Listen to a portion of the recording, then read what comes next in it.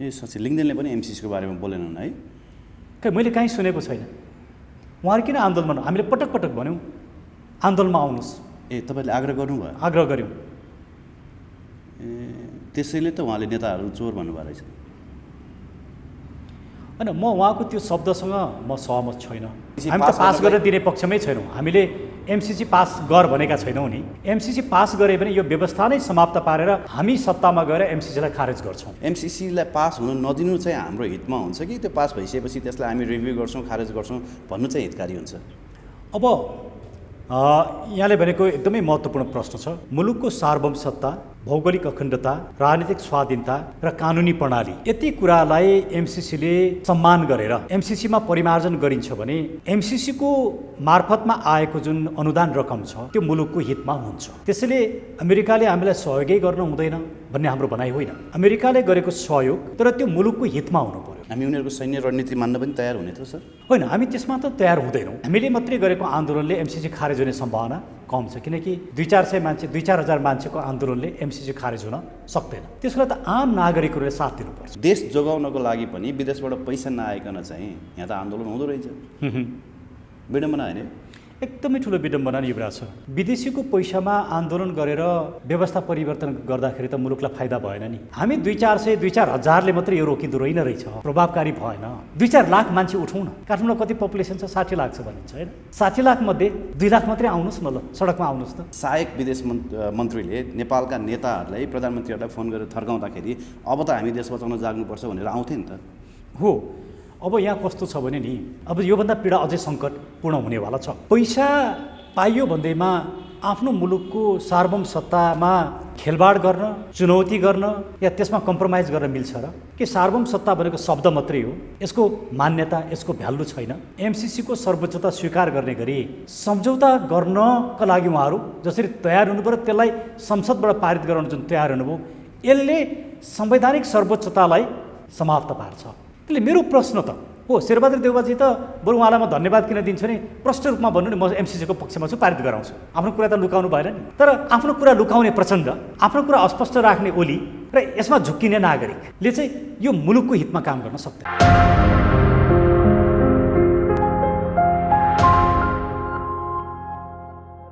दर्शकवृन्द नमस्कार। PNBखबर.com को यो विशेष श्रृङ्खलामा हामीसँग नेपालका लागि नेपाली पार्टीका वरिष्ठ उपाध्यक्ष डाक्टर सुरेन्द्र भण्डारीजी हाम्रो साथमा हुनुहुन्छ। डाक्टर साहब, यहाँलाई हार्दिक स्वागत छ। धन्यवाद युवराज सर। निकै लामो समय पश्चात फेरि है? हो नि, हजुरसँग धेरै भयो। अलिक ग्याप हुने गरेको छ कि हाम्रो भेटघाट अलिक कमै हुने भएको छ। Right right. डाक्टर साहबको भर्खरै आज सायद रिपोर्टर्स क्लबमा हजुर यहाँको एउटा कार्यक्रम पनि आयोजना गरिएको थियो। यहाँले फागुन 17 गतेबाट देशव्यापी आन्दोलनको तयारी गर्नुभएको छ। हजुर। तर फागुन 16 गतेभित्र चाहिँ एमसिसी पास गर्नुपर्ने डेडलाइन छ। यहाँले आन्दोलन चाहिँ फागुन 17 गतेबाट राख्नुभयो। यो बिचमा त कता कता तारतम्य नमिलेको जस्तो देखियो नि डाक्टर साहब। एकदमै राम्रो प्रश्न गरिदिनु भयो युवराज सर। हामी एमसिसीको विषयमा, एमसिसीको विरुद्धमा आन्दोलित छौँ। हामीले 26 गते पनि आन्दोलनको कार्यक्रम राखेका थियौँ। केही साथीहरूले आन्दोलन गर्नुभयो, तर सरकारले 2 गतेसम्म संसदको बैठक नबस्ने भनेर घोषणा गरेपछि हामीले त्यसलाई फेरि 2 गते, फागुन 2 गते त्यो कार्यक्रमलाई सारेका छौँ। र त्योभन्दा अगाडि पनि अहिले हामी प्रचार प्रसारमा लागेका छौँ र जस्तो खास गरिकन मिडिया मार्फत एमसिसीको विरुद्धमा प्रचार प्रसार गर्ने, प्रेस मिट गर्ने काममा हामी लागिरहेका छौँ। त्यसैले एमसिसीको आन्दोलन सँगसँगै गइरहन्छ। तर एमसिसीको आन्दोलनले मात्रै मुलुकमा परिवर्तन या रूपान्तरण हुँदैन। यो भनेको चाहिँ एमसिसी पास गर्न नदिने, एमसिसीलाई रोक्ने, एमसिसी फिर्ता पठाउने आन्दोलन हो। होइन, परिवर्तन र रूपान्तरणको लागि हामी वेट गर्नुभन्दा पनि पहिला त हामीले एमसिसीलाई फिर्ता पठाउनु चाहिँ हाम्रो मुख्य एजेन्डा होला नि अहिले।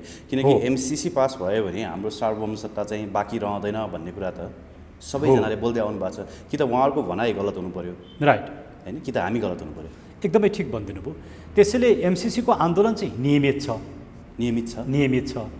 जस्तो हामी योभन्दा अगाडि पनि एमसिसीको आन्दोलनमा आन्दोलित नै थियौँ, अहिले पनि हामी आन्दोलित छौँ। प्रेस मिट भर्खरै गरेर आएका छौँ। एकदमै विभिन्न ठाउँमा प्रचार प्रसार भइराखेको छ। फागुन 2 गते एमसिसीको विरुद्धको कार्यक्रम नै छ। त्यसैले एमसिसीको आन्दोलन चाहिँ नियमित आन्दोलन हो। फागुन 17 गतेबाट हुने आन्दोलनमा एमसिसीको पनि एजेन्डा छ, तर अहिलेको जुन मुलुकको राजनीतिक व्यवस्था छ, जुन राजनीतिक प्रणाली छ, यसले मुलुकको हित गर्न सकेन। यो 2072 सालको संविधानले पनि मुलुकलाई गन्तव्यमा लान सकेन, गणतन्त्रले पनि मुलुकलाई गन्तव्यमा पुर्याउन सकेन, धर्मनिरपेक्षताले पनि मुलुकलाई गन्तव्यमा पुर्याएन र सङ्घीयताले पनि मुलुकलाई समस्यामा धकेल्यो। यी सबै समस्याहरूको समाधान र समाजमा युवाहरूले रोजगारी पाउन्, त्यसका लागि मैले इन्टरसेप्ट गरेँ है, माफी चाहन्छु। देश रह्यो भने पो हामीले व्यवस्था पनि परिवर्तन गरौँला, अन्य कुराहरू परिवर्तन गरौँला। एमसिसी यति स्ट्रङली आइसक्यो कि हिजो एउटा विदेश सहायक मन्त्रीले फोन गरेर प्रचण्ड, देउबा, ओली शीर्ष नेताहरू सबैलाई थर्काइसक्नु भएको छ। तपाईँहरूले एमसिसी पारित गर्नु भएन भने यो चीनको कारणले गर्दा पारित नभएको हामी बुझ्नेछौँ, हामी नेपाल नीतिमा परिवर्तन पनि गर्न सक्छौँ भन्ने खालको आशयले उहाँले बोलिसक्नु भएको छ नि। सबभन्दा पहिलो प्राथमिकता भनेको त देश जोगाउने नै होला नि। हो, त्यसमा विवादै छैन। त्यसैले त हामी एमसिसीमा नियमित रूपमै आन्दोलनमा छौँ। एमसिसीको आन्दोलन प्रत्येक दिन छ, आन्दोलनका रूप मात्रै फरक छन्। अनि पास भयो भने तपाईँहरूका एजेन्डा के काम लागेर? हजुर, हामी त पास गर्न दिने पक्षमै छैनौँ। हामीले एमसिसी पास गर भनेका छैनौँ नि, हामी त एमसिसी पास गर्न नदिने पक्षमा छौँ। एमसिसी पास गरे भने यो व्यवस्था नै समाप्त पारेर हामी सत्तामा गएर एमसिसीलाई खारेज गर्छौँ। त्यसैले हाम्रो आन्दोलन चाहिँ नियमित आन्दोलन हो। फागुन 17 गतेसम्म मूलतः एमसिसीमा मात्रै फोकस हुन्छ आन्दोलन। फागुन 17 गते पछाडि एमसिसी लगायत मुलुकका सबै समस्याहरूमा फोकस भएर हामी आन्दोलनमा जान्छौँ। होइन, हुन त 52 सालमा तपाईँको माओवादी आन्दोलन सुरु हुँदा पनि 1950को सन्धि चाहिँ हामी पुनरावलोकन गर्छौँ भनेर माओवादीले भनेकै हो नि। तर सत्तामा गएपछि त्यो सम्भव रहन्छ। एमसिसीलाई पास हुन नदिनु चाहिँ हाम्रो हितमा हुन्छ कि त्यो पास भइसकेपछि त्यसलाई हामी रिभ्यू गर्छौँ, खारेज गर्छौँ भन्नु चाहिँ हितकारी हुन्छ? अब यहाँले भनेको एकदमै महत्त्वपूर्ण प्रश्न छ। मुलुकको सार्वभौमसत्ता, भौगोलिक अखण्डता, राजनीतिक स्वाधीनता र कानुनी प्रणाली, यति कुरालाई एमसिसीले सम्मान गरेर एमसिसीमा परिमार्जन गरिन्छ भने एमसिसीको मार्फतमा आएको जुन अनुदान रकम छ त्यो मुलुकको हितमा हुन्छ। त्यसैले अमेरिकाले हामीलाई सहयोगै गर्न हुँदैन भन्ने हाम्रो भनाइ होइन।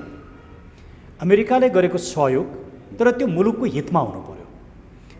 मुलुकको हितमा भनेको के हो भने पैसा दिएपछि जे पनि गर्न पाइने भन्ने होइन, त्यो पैसा पनि सिस्टमभित्र बस्नु पर्यो।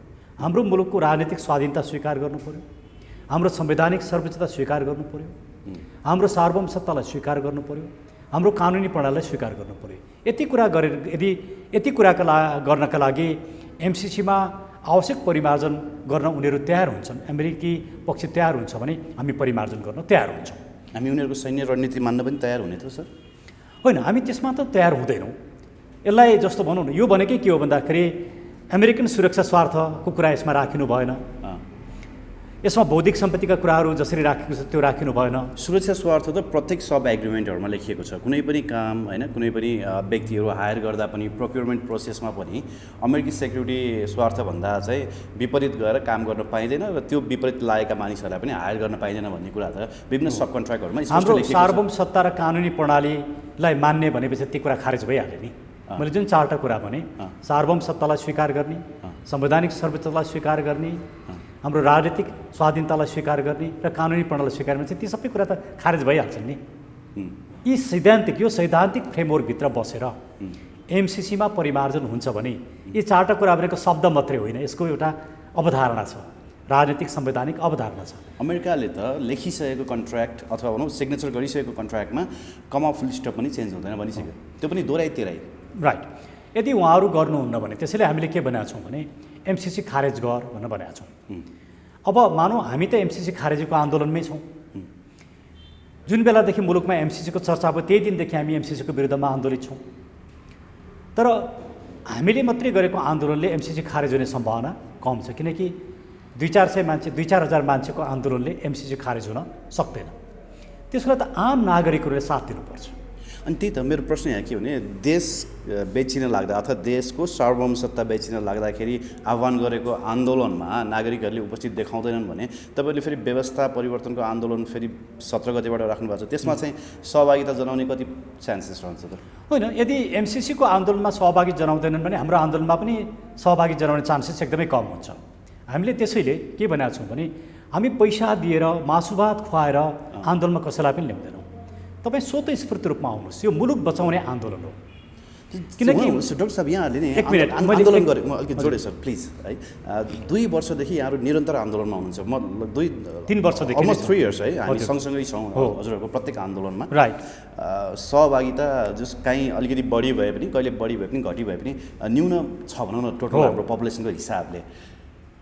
62-63 होइन 47को त्यो 7 सालको आन्दोलनहरू हेर्ने हो भने, हाम्रा विगतका इतिहासहरू हेर्ने हो भने, विदेशबाट देश जोगाउनको लागि पनि विदेशबाट पैसा नआइकन चाहिँ यहाँ त आन्दोलन हुँदो रहेछ। विडम्बना होइन? एकदमै ठुलो विडम्बना युवराज छ। विदेशीको पैसामा आन्दोलन गरेर व्यवस्था परिवर्तन गर्दाखेरि त मुलुकलाई फाइदा भएन नि, हामीले बुझ्यौँ नि, देख्यौँ नि। त्यही भएर हामीले के भन्यौँ भने विदेशीको पैसामा, विदेशीको निर्देशनमा, विदेशीको भरमा आन्दोलन गरिनु हुँदैन। यो हाम्रो आन्तरिक कुरा हो। त्यसैले हामी कसैलाई पैसा दिएर आन्दोलनमा आउनुहोस् भन्दैनौँ, मासुभात खुवाएर आन्दोलनमा आउनुहोस् भन्दैनौँ। यो प्रत्येक नागरिकले यो मेरो मुलुक हो, यो मुलुक बचाउन मेरो कर्तव्य छ भन्ने बुझ्नु पर्यो। यदि नागरिकले यो कर्तव्य बुझ्दैन भने तपाईँहरू जस्ता मिडियाले, हामी जस्ता 2-4 जना मान्छेले मात्रै कराएर समस्याको समाधान हुँदैन। हामी त्यसमा प्रष्ट छौँ। नागरिकले स्वतस्फूर्त रूपमा साथ दिँदैनन् भने हाम्रो आन्दोलन असफल हुन्छ। त्यो कुरा हामीले बुझेका छौँ। तर आन्दोलन असफल हुन्छ भन्दैमा आन्दोलन गर्ने डराउने, घरमै बस्ने, फेसबुकमा मात्रै लेख्ने, ठुला कुरा मात्रै गरेर त भएन नि। मुलुक सङ्कटमा छ भन्ने कुरा त सबैले बुझेको छ नि। यदि साँच्चै मुलुक सङ्कटमा हो भने त्यो मुलुकलाई जोगाउनका लागि नागरिकता निस्किनु पर्यो नि। हामीले नागरिक निस्किनुहोस्, हामीलाई साथ दिनुहोस् भनेर यो आन्दोलन गर्न लागेका हौँ। अब नागरिकले साथै दिँदैनन्, कसैको सहयोगै हुँदैन भने हामी 2-4 जना, 10-20 जना, 200-400 जना उफ्रेर न एमसिसी रोकिन्छ, न व्यवस्था परिवर्तन हुन्छ। त्यो हाम्रो एउटा मुलुकप्रतिको निष्ठा हामीले देखाउँछौँ। त्यसपछि हामीले आफ्नो बाटो करेक्सन गर्नुपर्ने हुनसक्छ। हामी 3-4 वर्षदेखि आन्दोलित छौँ, सडकमा छौँ। हो, विगतका आन्दोलन र अबको आन्दोलन फरक छ। विगतका आन्दोलन 1 दिने 2 घन्टे आन्दोलन हुन्थे। अबको आन्दोलन चाहिँ हामीले 17 गतेबाट थालेर नियमित रूपमा जबसम्म व्यवस्था परिवर्तन हुँदैन प्रत्येक दिन आन्दोलन हुन्छ। आन्दोलनका यी कार्यक्रमहरू हामी सार्वजनिक पनि गर्छौँ। त्यो चाहिँ छ नि, मैले अघि पनि भने नि, फेरि म अलिकति इम्फासिस गरेर त्यसलाई भन्छु सर। जस्तो एमसिसी खारेजी हुनको लागि चाहिँ त्यो निरन्तरको आन्दोलन त्यता केन्द्रित हुनुपर्ने थियो कि तपाईँहरूले अघि डाइभर्सनको रुल पो अप्लाई गर्न थाल्नुभयो। जस्तो हामीसँग देश रह्यो भने त हामी व्यवस्था पनि परिवर्तन गरौँला, भोलि अवस्था पनि परिवर्तन गरौँला। यदि हाम्रो देश त कसैको किताबमा गयो, कसैको सेक्युरिटी अम्ब्रेलामा गयो, कसैको सैन्य रणनीतिमा गयो भने त त्यसबाट उन्मुक्ति पाउन त हामीले धेरै समय कुर्नुपर्छ होला नि। एकदमै ठिक हो। त्यसैले त हामी एमसिसीको विषयमा त नियमित रूपमै आन्दोलनमा छौँ। हामी कहिले माइतीघर मण्डलामा छौँ, कहिले बानसरमा उभिएका छौँ, कहिले हामी पत्रकार सम्मेलन गरेका छौँ, कहिले हामीले बोलेका छौँ। आखिर हामीले गर्ने त पिपुललाई आह्वान गर्ने नै हो। हामी 2 जना, 4 जना, 10 जना, 20 जना, 100 जना गएर मात्रै त हुँदैन। हामी यो नियमित रूपमा गरिरहेछौँ। हामी नियमित आन्दोलनमा छौँ। 2 गते फागुन 2 गते हामी संसद घेरौँ, नागरिकहरू आउनुहोस् भनेर हामी अहिले भर्खर पनि पत्रकार सम्मेलन गरेर हामी आइरहेका छौँ। मान्छे हामी एमसिसीको बारेमा नियमित रूपमा आन्दोलनमा छौँ। हामी एमसिसी रोक्नुपर्छ भनेर लागेका छौँ। र हामीले के भने कतिसम्म भनेका छौँ भने अब चुनावको जुन घोषणा भएको छ नि, एमसिसी वादीलाई भोट नदिनुहोस् है। जसले एमसिसीको पक्षमा उभिएको छ त्यसलाई तपाईँ किन भोट दिनुहुन्छ? र एमसिसी वादीले तपाईँसँग भोट माग्न आयो भने पनि त एमसिसी वादी भनेर भोट नदिनुहोस् भनेर हामीले भनेका छौँ। यस्ता विभिन्न किसिमले हामीले एमसिसीको विरुद्धमा एउटा नागरिकहरूमा चेतना फैलाउने काम गरिरहेका छौँ। तर हाम्रो भनाइ के हो भने 1 मिनट, हामी 200-400, 2-4 हजारले मात्रै यो रोकिँदो रहेछ, प्रभावकारी भएन। 2-4 लाख मान्छे उठौँ न। काठमाडौँमा कति पपुलेसन छ? 60 लाख छ भनिन्छ होइन। 60 लाखको पपुलेसन उपत्यकामा छ भनिन्छ। 60 लाखमध्ये 2 लाख मात्रै आउनुहोस् न, ल सडकमा आउनुहोस् त। त्यसो भयो नि डाक्टर साहब, मेरो प्रश्न एमसिसी ठिक छैन, राष्ट्रहित विपरीत छ, यो पास भयो भने राष्ट्रघात हुन्छ भन्ने तपाईँ हामी जस्तो मान्छे के गलत हुनु पर्यो होइन? कि त नेपाली जनता गलत हुनु पर्यो? उनीहरूले त राष्ट्रघात देखेनन् होइन। उनीहरूले राष्ट्रघात देखेको भए एउटा विदेशी सहायक विदेश मन्त्रीले नेपालका नेताहरूलाई, प्रधानमन्त्रीहरूलाई फोन गरेर थर्काउँदाखेरि अब त हामी देश बचाउन जाग्नुपर्छ भनेर आउँथे नि त। हो, अब यहाँ कस्तो छ भने नि, हाम्रो राजनीतिक दल र नेताहरूले मुलुकमा एउटा पोलिटिकल कल्चर एकदमै बिगारिसकेका छन्। मासु भात नखुवाइकन, पैसा नदिकन, बस भाडा नदिकन मान्छे आन्दोलनमा आउँदैन। अब यस्तो नागरिकले मुलुक कसरी बचाउँछ? हाम्रो ठुलो चिन्ताको विषय हो यो। यहाँहरूले एमसिसीको बारेमा एमसिसी खराब छ भनेर मुलुकको हित विपरीत छ भनेर यहाँले बनाएका इन्टरभ्यूहरू र भिडियोहरू नै मलाई लाग्छ 50औं भइसके। 50 हजारौँ भइसक्यो सर। हजारौँ भइसक्यो। 50औं त कम्तीमा ल भनौँ न 100औं भइसक्यो। मोर देन 1000 होला एमसिसी मात्रै टाइटल। राइट। भनेपछि एउटा तपाईँको कम्पनीले तपाईँको संस्थाले यति धेरै काम गरेको छ, नागरिकहरूले त सुनेका छन् नि, तर किन साथ दिँदैनन् त? यो ठुलो रिसर्च कोइसन हो। उनीहरूले एमसिसीको बारेमा बुझ्ने के भन्छ माध्यम भनेको पनि त्यही हामीले बनाएको भिडियो, हामीले बनाएको समाचारहरू नै हुन् मात्रै हो। अब भनौँ के ठुला मिडियाले एमसिसीको विरुद्धमा समाचार लेखे, बोलेनन् नि? बोलेन। किन ठुला मिडिया बोल्दैनन्? किन बोल्दैन भने त्यहाँ स्वार्थ लुकेको छ। शेरबहादुर देउबाजीले भन्नु नि, म प्रधानमन्त्री हुँ, म पनि त यो देशको माया गर्छु, म कसरी देश बेच्छु र भने नि? भने प्रष्ट रूपमा त्यही भने हुँदैन। उनको यो कुरा साँचो हो। अब यही कुरा विश्वास गर्ने हो भने म खालि 2-3वटा कुरा मात्रै भन्छु। हो, एमसिसीबाट आउने जति पैसा छ नि, त्यो पैसा त तपाईँले एनसेलबाट हामीले उठाइदिएको कर बराबर पनि छैन र एनसेलबाट उठ्नुपर्ने अरू त्योभन्दा 4 गुणा बेसी पैसा छ। नेपालमै करका ठुल्ठुला मुद्दा अदालतमा छ, उठाउनु पर्ने कर त्योभन्दा कैयौँ गुणा बेसी छ। तपाईँले त्यही कर मात्रै उठाउनु भयो भने पनि पुग्ने रहेछ। अर्को कुरा, जस्तो चुनावकै तपाईँको सङ्घारमा गएर मोदीले नोटबन्दी गरे नि इन्डियामा, यदि हामी त्यस्तो नोटबन्दी गर्ने हो भने त नेपालमा त अरबौँ पैसा निस्किन्छ भन्ने कुरा त हिजो मात्रै मैले थाहा पाएँ। होइन, विभिन्न तरिकाहरू हुन सक्छन्। अब कस्तो छ भने राज्य अहिले आर्थिक सङ्कटमा छ, तरलता अभाव छ, तर केही मानिसहरू त्यसले छुँदैन किनकि उनीहरूसँग अकुत सम्पत्ति छ। तर आम नागरिकहरू चाहिँ पीडामा छन्। अब योभन्दा पीडा अझै सङ्कटपूर्ण हुनेवाला छ। मैले भन्न खोजेको विषयवस्तु के हो भने पैसा पाइयो भन्दैमा आफ्नो मुलुकको सार्वभौम सत्तामा खेलबाड गर्न, चुनौती गर्न या त्यसमा कम्प्रोमाइज गर्न मिल्छ र? के सार्वभौम सत्ता भनेको शब्द मात्रै हो? यसको मान्यता, यसको भ्यालु छैन? हामीले सार्वभौम सत्ता नबुझ्ने हो, त्यसको कुनै अर्थ छैन भन्ने हो भने पैसा दिएपछि हुन्छ भनौँ, पैसा नलिनु गलत हो भनौँ, होइन? सार्वभौम सत्ताको के अर्थ छ भने त्यसको अर्थ सबभन्दा बेसी त सिक्किम बस्नेहरूलाई र भुटानमा बस्नेहरूलाई थाहा होला, एक्ज्याक्ट भुटानी नागरिकहरूलाई थाहा होला। अब अर्को कुरा, यो संविधान मैले बनाएको त होइन, म यसको हिमायती पनि होइन र यो संविधानलाई म यसलाई स्वामित्वमा पनि लिन्न। यो संविधान मुलुकको अहितमा छ भन्ने मेरो बुझाइ हो।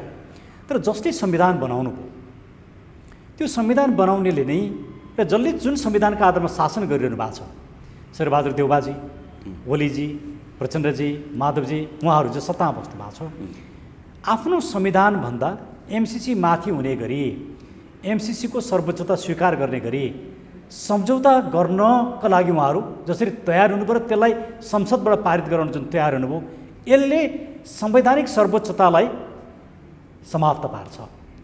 अब संवैधानिक सर्वोच्चताको कुनै अर्थ छ भने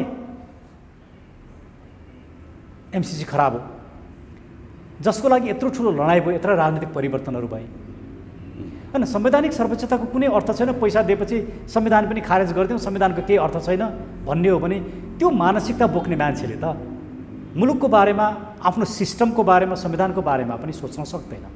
त्यसैले हामी एउटा इन्डिपेन्डेन्ट कन्ट्री हौँ है भन्नु नै के हो भने हाम्रो संविधान अनुसार शासन व्यवस्था हुन्छ भन्नु, इन्डिपेन्डेन्स भनेको त्यो हो। अब जब हाम्रो संविधान अनुसार शासन व्यवस्था हुँदैन र एमसिसीले चाहिँ संविधानभन्दा पनि माथिल्लो दर्जा प्राप्त गर्छ भने त्यो एमसिसीको हामी एउटा सब्जर्भियन भनेर त्यसको अधीनस्थ रहेर काम गर्न तयार छौँ भन्ने जो मानसिकता शेरबहादुर देउपालाई सत्तामा बस्ने राख्नु भएको छ, अनि उहाँहरूले होइन म कहाँ मुलुकको ऐतमा काम गर्छु र भनेका कुरा पत्याउने नागरिकले मुलुक बचाउँछ र? त्यसले मेरो प्रश्न त हो, शेरबहादुर देउबाजी त बरु उहाँलाई म धन्यवाद किन दिन्छु भने प्रष्ट रूपमा भन्नु नि, म एमसिसीको पक्षमा छु, पारित गराउँछु। आफ्नो कुरा त लुकाउनु भएन नि, लुकाउनु भएन। तर आफ्नो कुरा लुकाउने प्रचण्ड, आफ्नो कुरा अस्पष्ट राख्ने ओली र यसमा झुक्किने नागरिकले चाहिँ यो मुलुकको हितमा काम गर्न सक्दैनन्। त्यसले मुलुक सङ्कटमा किन छ भने हामी यस्तो एउटा चरम विशृङ्खलताको अवस्थामा नागरिकहरू, राजनीतिक दल, नेताहरू छन्। तपाईँ राप्रपा हेर्नुहोस्, राप्रपा अहिले फुटको सङ्घारमा गयो, फुट्यो, त्यहाँभित्र पनि विवाद छ, त्यस्तो नभएको भए हुन्थ्यो। तर एमसिसीको बारेमा किन बोल्दैन राप्रपा? एमसिसीको विरुद्धमा किन सडकमा आउँदैन? राप्रपा त एउटा राष्ट्रवादी सङ्गठन हो नि। ए साँच्चै लिङ्गदेनले पनि एमसिसीको बारेमा बोलेनन् है? खै मैले कहीँ सुनेको छैन। उहाँहरू किन आन्दोलनमा, हामीले पटक पटक भन्यौँ आन्दोलनमा आउनुहोस्। ए तपाईँले आग्रह गर्नुभयो? आग्रह गऱ्यौँ। ए त्यसैले त उहाँले नेताहरू चोर भन्नुभएको रहेछ। होइन, म उहाँको त्यो शब्दसँग म सहमत छैन, किनकि एउटा पोलिटिकल पार्टीको एउटा लिडरले त्यस्तो किसिमको शब्द बोल्नु हुँदैन, एउटा सभ्य रूपमा बोल्नुपर्छ। त्यही कुरा अरू शब्द प्रयोग गरेर भन्न सकिन्छ।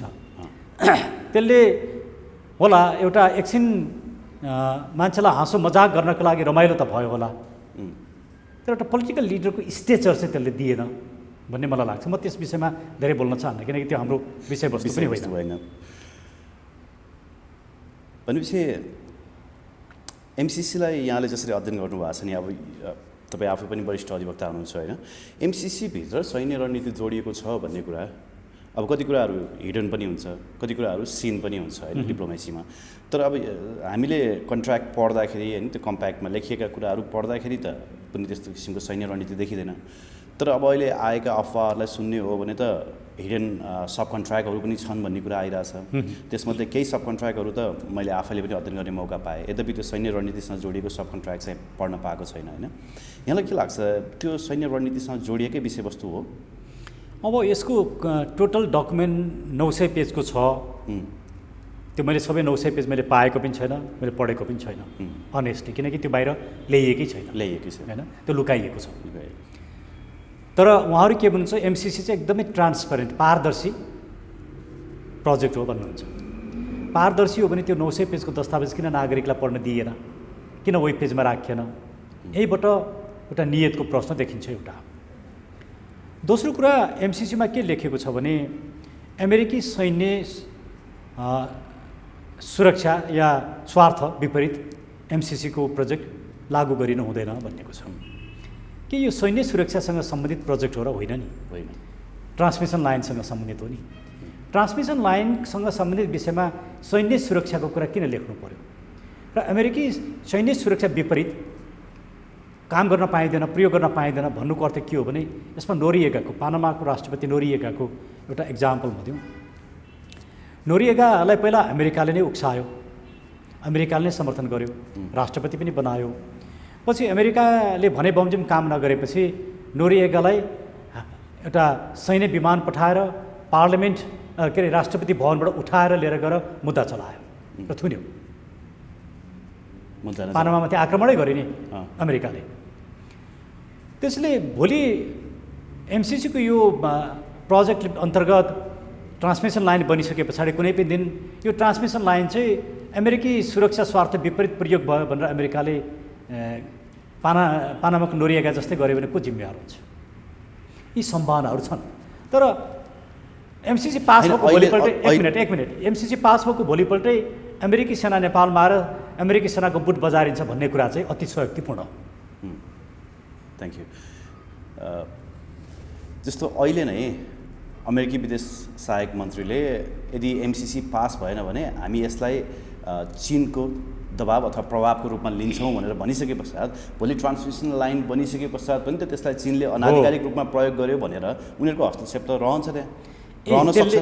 यसले त त्यो शङ्का जन्मायो नि, किन उहाँहरूले के भन्नुभयो भने एक त अब हाम्रा मन्त्रीहरूलाई नेताहरूलाई फोन गरेको कुरा बाहिर आइरहेछ, कति सत्य? यदि यो कुरा सत्य हो भने यो नेपालको सार्वभौम सत्तामाथिको ठुलो प्रहार हो। मान्छे त तपाईँ ग्रान्ट दिँदै हुनुहुन्छ नि, किन दबाब दिनुहुन्छ? तपाईँले मलाई सुरेनजी तपाईँसँग ट्याक्सी चढ्ने पैसा रहेछ 100 रुपियाँ लिनुहोस् न, 1000 रुपियाँ अहिले म दिन्छु, तपाईँले युज गरेर चाहिँ मलाई फिर्ता गर्नु पर्दैन भनेर युवराजीले मलाई दिनुभयो भने मैले होइन युवराजी म लिन्न, थ्याङ्क्स, नो थ्याङ्क्स अनि लिनै पर्छ भन्नु नि के हुन्छ? जबरजस्ती त चल्दैन नि। तपाईँ मेरो पैसा नलिकन पाउनुहुन्न, तपाईँले यो पैसा लिएर ट्याक्सी चढ्नुपर्छ भन्नुभयो भने मैले नाइ भन्न नपाउने। यो जुन जबरजस्ती देखिएको छ यसले ठुलो शङ्का जन्माएको छ एउटा।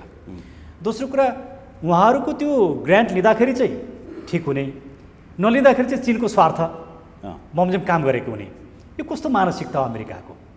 यो एकदमै इन्टरनेसनल लमा यस्तो किसिमको मानसिकता अनकन्भेन्सनल मानसिकता हो। यो उपयुक्त हुँदैन। यसले पनि के देखिन्छ भने त्यहाँ स्वार्थ लुकेको छ भन्ने कुरो देखिन्छ। तेस्रो कुरा,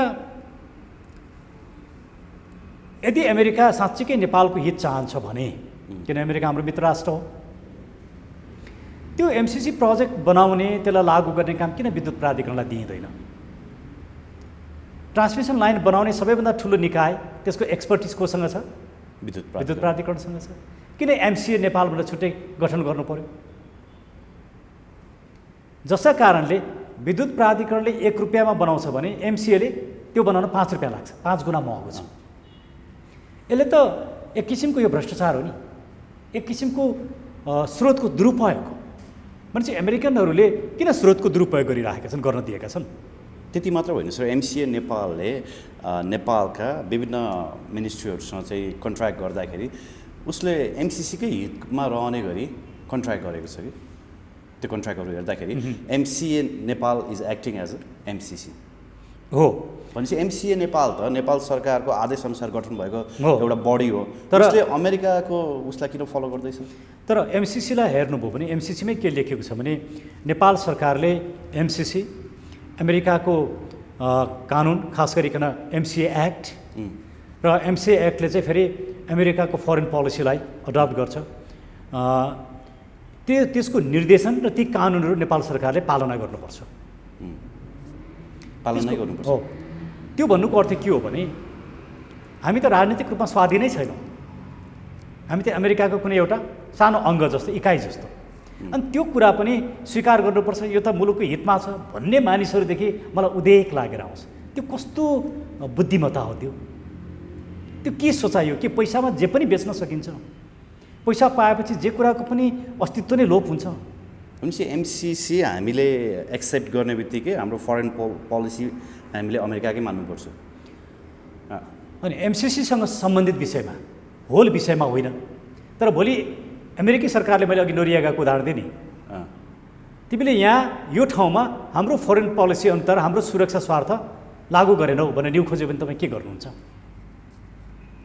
यस्ता न्यु खोज्ने ठाउँ त उसले सुरु गरिसक्यो, किनकि तिमीले एमसिसी कम्प्याक्ट पास गरेनौ भने चीनको स्वार्थअनुसार काम गर्यो भनेर हामी बुझ्छौँ भन्नु त थ्रेट गरेको हो नि।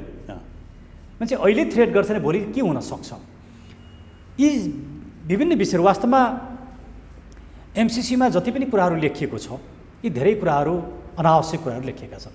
फेरि अघि पनि मैले भने नि, मुलुकको सार्वभौमसत्ता, राजनीतिक स्वाधीनता, भौगोलिक अखण्डता र कानुन प्रणाली, यी 4टा अवधारणाभित्र एमसिसीलाई परिमार्जन गर्ने एमसिसी 2 पेजमा आउँछ।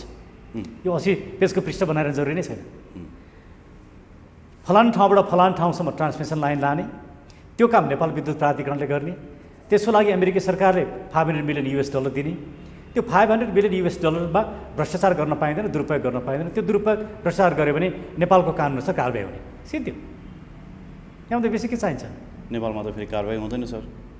होइन, कारबाही भएन भने ती विषयहरूलाई इन्टरनेसनली हामी उठाउने, राखौँ न। भ्रष्टाचारको विषयलाई जोरदार रूपमा उठाउँ न, दुरुपयोगका विषयलाई उठाउँ न। त्यो विषयमा त नेपाली नागरिकले साथ दिन्छन् नि। योभन्दा बेसी कुरा अमेरिकी सुरक्षा स्वार्थका कुराहरू अनि लगायतका विभिन्न कुराहरू जुन राखिएका छन्, अनावश्यक कुराहरू राखिएका छन्। ओके सर, म अर्को एउटा विषयवस्तुमा प्रवेश गर्न चाहेँ। जस्तो केपी ओली सरकार हुँदा तत्कालीन कानुन मन्त्री भानुभक्त ढकाल हुँदाखेरि चाहिँ अर्थ मन्त्रालयले, कानुन मन्त्रालय चाहिँ रायमा आएको थियो यो एमसिसी कम्प्याक्टको सन्दर्भमा। र त्यही कम्प्याक्टको एउटा धारालाई चाहिँ त्यसले उल्लेख गरेर कानुन मन्त्रालयले राय पठाएको थियो। संसदको 2/3 होइन, सामान्य बहुमतले चाहिँ यसलाई पारित गरे हुन्छ भनेर। सुरक्षा परराष्ट्र नीतिसँग यसरी जोडिएको विषय त हाम्रो संविधानले पनि 2/3 पारित गर्नुपर्छ भनेको छ। अब उहाँहरूले त सामान्य बहुमतले पारित गरे हुन्छ भनेर एउटा शाखा अधिकृतको सही धस्काएर पठाउनु भएको रहेछ। त्यो पनि सेटिङमै हो सर? अनि यो चाहिँ के हो भने सेटिङमा भन्दा पनि मुलुकको संविधान सिस्टम प्रतिभन्दा अमेरिकनहरूप्रति झुकाव, उनीहरूको हित गरियो भने आफूलाई फाइदा हुन्छ भन्ने मनोवृत्तिबाट गरिएको काम हो। यो नेपालको शान्तिसँग, मित्रतासँग, नेपालको रिसोर्सेससँग छ नि, त्यहाँ त यो त रिसोर्सेसको कुरा हो नि एकदमै। र यस्ता विषयमा या त संविधानको धारा 279 अन्तर्गत 2/3 बहुमतबाट पारित हुनुपर्छ, जबकि हुन त एमसिसीमा संसदमा लाने कुरा नै छैन, संसदमा लगेर पारित गर्नुपर्छ भन्ने कुरा छैन। त्यो नहुँदै संसदमा लानुपर्ने आवश्यकता छैन। आखिर उहाँहरूले एमसिसी कम्प्याक्ट बनाएको त उहाँहरूले नै हो नि, बनाउँदाखेरि त संसदमा लानुपर्ने आवश्यकता त उहाँहरूले बोध गर्नु भएन नि, अहिले आएर किन लानु पर्यो? के छ कारण? त्यो कुरा त न सरकारले भन्न सक्छ न एमसिसीले भन्न सक्छ। अब यदि साँच्चै संसदमा लानुपर्ने हो भने 2/3 बहुमतको कुरा, धारा 279 को कुरा उठाउनु पर्छ। तर त्योभन्दा नि मेरो कुरा चाहिँ के हो भने एमसिसी अन्तर्राष्ट्रिय कानुन अन्तर्गत सन्धि सम्झौताभित्रै पर्दैन, यो सन्धि सम्झौतै होइन। 1952 मा इन्टरनेसनल कोर्ट अफ जस्टिसले इरान ओयल केसमा गरेको निर्णयअनुसार यस्ता संस्थाहरूसँग गरिएको निर्णय या सम्झौता चाहिँ अन्तर्राष्ट्रिय कानुनले त्यसलाई ट्रिटीको रूपमा स्वीकारै गर्दैन भनेर व्याख्या गरिसकेको छ। मतलब एउटा कम्पनीसँग गरिएको हो एग्रिमेन्ट, राइट। यो त हाम्रो नेपाल विद्युत प्राधिकरण जस्तै त हो नि एमसिसी त, मिलेनियम च्यालेन्ज कर्पोरेसन त। त्यसैले एउटा समस्या अन्तर्राष्ट्रिय कानुनको ठुलो समस्या छ। अर्को के छ भने जो अर्थमन्त्रीले यसमा सही छाप गर्नुभएको छ, ज्ञानेन्द्र बहादुर कार्की होस् या युवराज खतिवडा होस्, कुनै पनि अन्तर्राष्ट्रिय सन्धि सम्झौतामा सही गर्नका लागि 5 किसिमका व्यक्तिले मात्रै गर्न सक्छन्। एउटा राष्ट्रपति अथवा हेड अफ द स्टेट, प्रधानमन्त्री, विदेश मन्त्री, यी 3टाले गर्न पाउँछन् सधैँ। चौथो सम्बन्धित देशमा भएको एम्बेसेडर। 5औं हो सम्बन्धित देशको सरकारले निर्णय गरेर अधिकार पत्र दिएको व्यक्ति। न ज्ञानेन्द्र बहादुर कार्कीलाई सरकारले निर्णय गरेर, क्याबिनेटले निर्णय गरेर ट्रिटी गर्ने अधिकार दिएको छ, न युवराज खतिवडालाई नै दिएको छ। उहाँहरूले गरेको ट्रिटी त अन्तर्राष्ट्रिय कानुन अनुसार उहाँहरूले गरेको यो जुन सम्झौता छ यो त गैर कानुनी छ, यसले कुनै अर्थै राख्दैन कानुनी रूपमा, यो सम्झौता नै होइन, यो गैर कानुनी छ। एक्ज्याक्टली। यो मतलब हस्ताक्षर भइसकेको सम्झौताको कुनै भ्यालिडेसन हुँदैन। छैन। जस्तो भनौँ न, मैले गएर सम्झौतामा हस्ताक्षर गरेर के हुन्छ? मलाई कानुनले अधिकार दिएको हुनु पऱ्यो नि। मैले गर्नु र डाक्टर युवराज खतिवडाले गर्नु एउटै हो, तपाईँले गर्नु र ज्ञानेन्द्र बहादुर कार्कीले गर्नु एउटै हो, किन उहाँहरूसँग पनि पावर छैन, हामीसँग पनि छैन।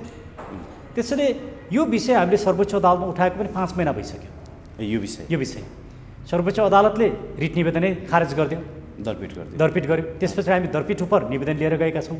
त्यसको सुनवाई आज थियो, आज पनि सुनवाई राखेन। अब चैत 3 गतेलाई दिएछ, त्यति बेला चाहिँ एमसिसी पास भइसक्छ। भने चाहिँ मुलुकका सबै निकायहरू कति उदासीन छन् राष्ट्रियताको सवालमा। राष्ट्रियताप्रतिको कुनै महत्त्व, त्यो प्रतिको फिलिङ्स नै छैन। हामी कस्तो अप्ठ्यारोमा छौँ। त्यसैले मैले भनेको यो सिङ्गो व्यवस्था परिवर्तन नगरिकन नि हामीले केही पनि हुनेवाला छैन। आज राज्यका सबै निकायहरू कमजोर मात्रै भएका छैनन्, कामै गर्न नसक्ने, उद्देश्यविहीन, छरपष्ट, निष्क्रिय भइसकेको अवस्था छ। त्यसैले यसको एउटै मात्रै अब विकल्प भनेको आन्दोलन र व्यवस्थाको परिवर्तन हो। म अझै त्यहाँ आउँछु सर। एउटा प्रश्न मैले यहाँ सोध्न चाहेँ, जस्तो सायद यसलाई ब्युटी अफ डेमोक्रेसी भन्दा पनि हुन्छ होइन, जुन हिसाबले अहिले प्रचण्डले समेत हस्ताक्षर गरेको पत्र बाहिर आयो नि, उहाँले त बाहिर म एमसिसी संशोधन नभई पास गराउँदिनँ भन्नुहुन्थ्यो। पत्रमा त उहाँले स्वतः रूपमा हामी पास गराउने प्रयासमा छौँ, प्रोसेसमा छौँ र हामी यसलाई चाहिँ सरलीकरण, त्यसलाई फेसिलिटेट गर्दैछौँ भनेर पनि उहाँले लेख्नु भएको चिठी आयो। अन्य केही व्यक्तिहरू पनि होइन, अब बाहिर हेर्दाखेरि एमसिसी विरोधी, भित्र फेरि एमसिसीलाई चाहिँ ओके भन्ने होइन, सही गरेर पठाउने। यो हिसाबले हाम्रा नेताहरू चाहिँ अमेरिकासँग असाध्यै धेरै डराउनु हुँदो रहेछ भन्ने कुरा देखियो होइन त? होइन, तपाईँले भन्नुभयो नि यहाँले भनेको हामीले दिएको अनुदान लिन्न भन्न पनि नसक्ने हाम्रा नेताहरूको डिसिजन मेकिङ लेभल चाहिँ कुनसम्मको रहेछ, कुन हदसम्मको रहेछ भन्ने कुरा त प्रश्न भयो नि। उहाँहरू वास्तवमा मुलुकप्रति संवेदनशील नै हुनुहुन्न। प्रचण्डजीकै कुरा गर्ने हो भने उहाँको यो जुन दोहोरो डबल स्ट्यान्डर्ड छ, उहाँ अमेरिकनहरूसँग एउटा कुरा गर्ने, नागरिकहरूलाई एउटा कुरा भन्ने, पार्टीभित्र अर्को कुरा गर्ने, यो किसिमको छल कपट। अझ भन्यो भने अमेरिकनहरूलाई म एमसिसी पास गराउन प्रयास गर्छु, यो समयभित्र पास गराउँछु भन्ने, अनि बाहिर चाहिँ एमसिसी पास गर्नु हुँदैन परिमार्जन नगरी भन्ने चाहिँ त राष्ट्रद्रोह हो नि, राष्ट्रघात हो, नागरिकहरूप्रति गरिएको घात हो। अनि यस्ता किसिमका मानिसहरूलाई हामीले नेता मान्ने, मानिदिनु पर्ने। त्यसैले यो सिङ्गो जुन एउटा राजनीतिक अवस्था आज मुलुकमा देखा पर्यो, त्यो राजनीतिक अवस्थाको अन्त्य जबसम्म हामीले गर्न सक्दैनौँ तबसम्म हाम्रो अवस्थामा पनि परिवर्तन आउँदैन, व्यवस्थाले पनि मुलुकलाई हित गर्न सक्दैन।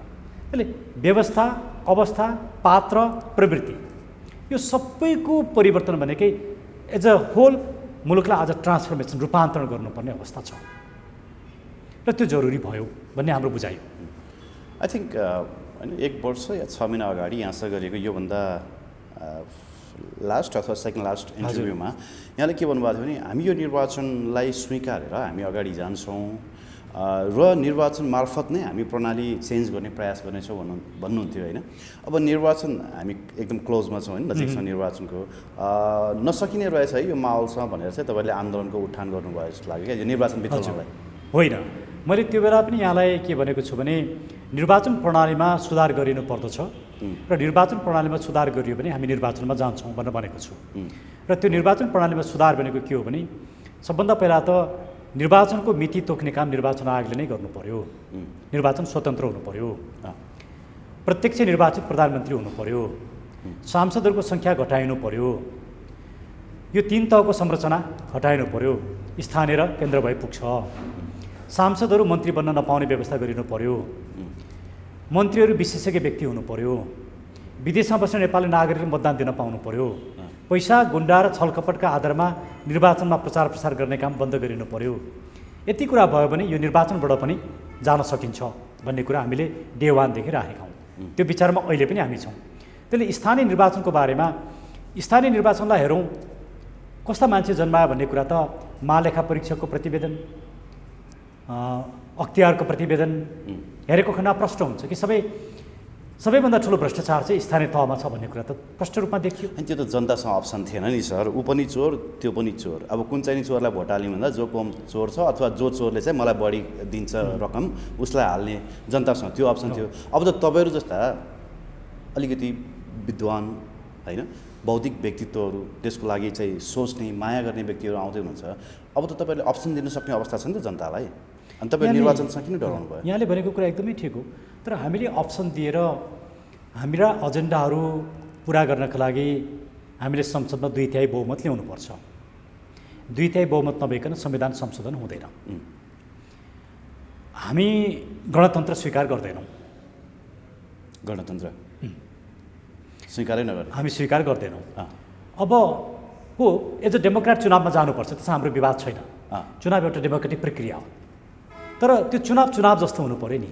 तपाईँ गुन्डाले चुनाव गर्ने, पैसाले चुनाव गर्ने, बाहुबलीले चुनाव गर्ने, छलकपटले चुनाव, यो पनि डेमोक्रेसी हुन्छ र यो त एन्टी डेमोक्रेटिक छ। अहिलेको इलेक्सन एन्टी डेमोक्रेटिक छ। अनि यो त चुनाव लड्न मन छ तर चुनाव लड्ने पैसा छैन भने जस्तै भयो कि सर। टिकट त पाइयो, अब चुनाव लड्ने पैसा नभएको कारणले टिकट फिर्ता दिएँ मैले भने जस्तै भयो। होइन, एकदमै होइन। हामी चुनावमा पैसा खर्च गरेर चुनाव लड्नुपर्छ भन्ने पक्षमा छैनौँ। चुनाव विशुद्ध हुनुपर्छ, निष्पक्ष हुनुपर्छ, फेयर हुनुपर्छ। फेयर भनेकै त पैसाका भरमा गरिने चुनाव होइन नि। इलेक्सन फेयर भएर पनि त्यसले डेमोक्रेसीलाई समाप्त पार्छ होइन। यो पैसा गुन्डा जे छ यस्तै इलेक्सनमा तपाईँहरू जानुपर्छ भन्नुको अर्थ चाहिँ तपाईँले अनडेमोक्रेटिक प्र्याक्टिसेस गर्नुहोस्, अहिलेकै राजनीतिक कल्चरलाई तपाईँ पनि लिनुहोस् भनेको। हामीले त्यो गर्दा त अहिलेकै राजनीति ठिक छ, त्यही कल्चर हामीले पनि अपनाउने हो भने किन राजनीतिक परिवर्तन गर्नु पऱ्यो र? यिनै दलभित्र गए, तीभित्र भागभन्डा गरे भइहाल्यो नि। हामी त्यो पक्षमा छैनौँ। त्यसले आज सबै नागरिकले सोच्नुपर्ने बेला आएको छ। तपाईँ साँच्चै भ्रष्टहरूलाई नै जिताउने, सेटिङवालालाई नै जिताउने, ठेकेदारलाई नै जिताउने हो कि स्वस्थ व्यक्तिहरूलाई, निष्पक्ष व्यक्तिलाई जिताउने? त्यसैले हामीले स्थानीय एक मिनट तपाईँले अप्सन दिनको लागि प्रयास के अप्सन दियो भने जनताले के गर्ने? स्थानीय निर्वाचन चाहिँ दलीय आधारमा हुनु हुँदैन भन्ने हाम्रो विचार रहेको छ, मत रहेको छ। तपाईँ स्थानीय निकायमा गाउँठाउँका समस्याहरूलाई सम्बोधन गरिनुपर्छ, तर घरमा प्रत्येक घरमा पनि काङ्ग्रेस र कम्युनिस्ट जन्माएर प्रत्येक घरको बिचमा विवाद र घरभित्रै पनि झगडा गराएर तपाईँले जुन किसिमको राजनीतिक अस्तव्यस्तता मुलुकमा सिर्जना भयो त्यसले फाइदा हुँदैन। तर भारतमै पनि हेर्नुहोस् न, स्थानीय तहको निर्वाचन त राजनीतिक दलीय आधारमा हुँदैन नि। दलीय आधारमा नहुँदा नि त डेमोक्रेसी त हुँदो रहेछ नि। त्यसैले हामीले स्थानीय तहको निर्वाचनको मोडालिटी नै कम्प्लिटली चेन्ज गर्नुपर्छ भन्ने हाम्रो मान्यता रहेको छ। त्यसैले आज मुलुकमा सानातिना टुक्रे टाक्रे टालटुल गरेर हुँदैन। टालटुलको पक्षमा हामी छैनौँ। अनि त्यो त लड्न नि मन छ, भिड्न चाहिँ डर लाग्छ भने जस्तो भयो कि। होइन, टालटुल गर्नु त भिड्नु लड्नु होइन नि, टालटुल गरेर काहीँ पनि पुगिँदैन। होइन तर लुगा फाटेको छ, दुजा भइसकेको छ। कम्पेरिटिभली कस्तो छ भने जस्तो हामीले 64मा जुन प्याटर्नको इलेक्सन देख्यौँ, पछि 70मा गएर त्यो अलिकति चेन्ज भयो होइन। 70बाट पछि तपाईँको 74मा त्यो अलिकति चेन्ज, अझ मोर होइन चेन्ज भयो, अलिक पारदर्शी हुँदै गयो। अब हामीले योपालि अझै पारदर्शी भएको देख्न सक्छौँ कि तपाईँले भनेको जस्तो होइन। अब त जनतामा पनि धेरै चेतनाको लेभल वृद्धि भएको छ, किनभने हामी यो दशकमा लगभग हाम्रो स्मार्टफोनले गर्दाखेरि हाम्रो चेतनाको लेभल, हाम्रो कम्युनिकेसन लेभल पनि एकदमै बढी भएको छ। पहिला त चोरे पनि त्यो ब्यालेटै हटाए पनि आउँदैन थियो, अहिले त फोनमा सबै कुराहरू रेकर्ड हुन्छ होइन। त्यसमाथि पनि CCTVका कुराहरू निस्किरहेका छन्, प्रत्येक बुथमा चाहिँ CCTV पनि राख्ने भन्ने कुरा छ। सो केही फेयर त हुनसक्छ होला नि सर? होइन, फेयर हुनु जरुरी छ, त्यो हुनैपर्छ। हाम्रो भनाइ पनि त्यही, फेयर हुनैपर्छ। तर फेयर हुन्छ भन्ने आशमा त्यही भ्रष्टाचारी, त्यही सेटिङवाला, त्यही जोडाजोडी, त्यही ठेकेदारलाई तपाईँले पार्टीले हामी यी मान्छेलाई उठाउँदैन भनेर पार्टीले प्रमिस गरौँ न। जनताले हराइदिनु पऱ्यो नि त। होइन, पार्टीले चाहिँ प्रमिस गर्न नपर्ने, पार्टीले चाहिँ भ्रष्टाचारलाई होइन, पार्टीले त मूर्ति चोरलाई मन्त्री बनाएको होइन र हो। यी पार्टीहरूले भन्नु पर्यो नि, हामी अब यस्तो गर्दैनौँ, पार्टीहरूले नभन्ने, पार्टीले तिनै गलत व्यक्तिहरूलाई लिएर हिँड्ने, अनि पिपुलले मात्र राम्रो कहाँबाट छान्ने।